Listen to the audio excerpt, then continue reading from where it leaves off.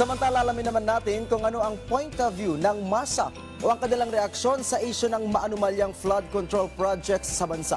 Yan ang sentro ng balita ni Denise Osorio.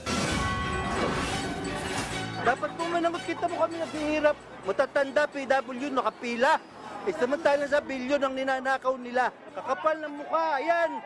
Oh, kayo po, naghihirap tayo dito. Nakapila, nangihingi ng gamot. Dapat makulong para hindi na pamarisan. Pag mahirap ang nagkakasala, kulong kagad eh.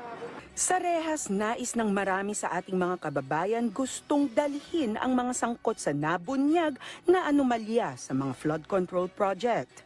Nais nilang managot ang mga nangurakot bilang kapalit sa pagdurusang inabot ng bayan. Siyempre pumapasok sa loob ng bahay, bahang baha. Siyempre aalis ka sa lugar na yon, gawa ng yung mga gamit mo.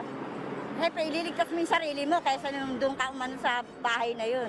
Ayo, sa Quezon din sa Lucena. Dati hindi nababaha sa Lucena, ngayon nabaha sa Lucena.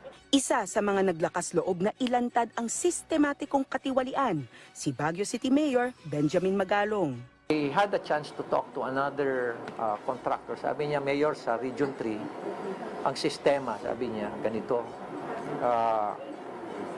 Kakausapin na yung congressman, papakitaan na kaagad, kakausapin na yung 20%, i-advance na namin ng 20%. Yung DPWH na, yung mga district engineer na, sila na ang magpla-planning, sila na rin ang magde-design, sila na rin ang magpapabid, sila na rin ang magbibid kasi sa totoo lang sila na rin yung contractor actually.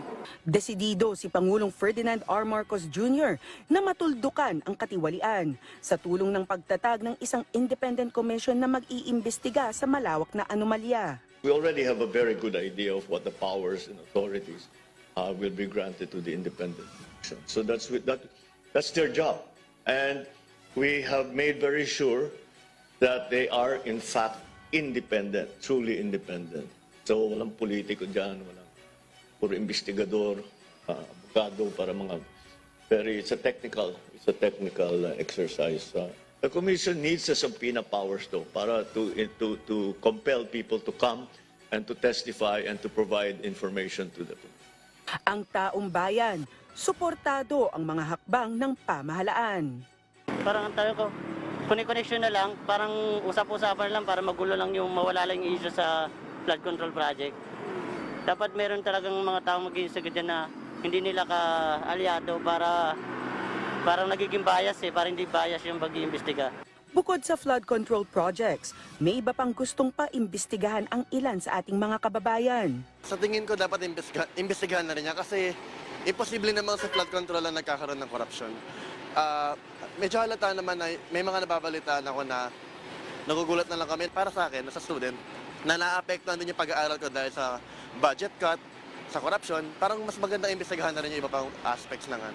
Denise Osorio, para sa Pambansang TV, sa Bagong Pilipinas.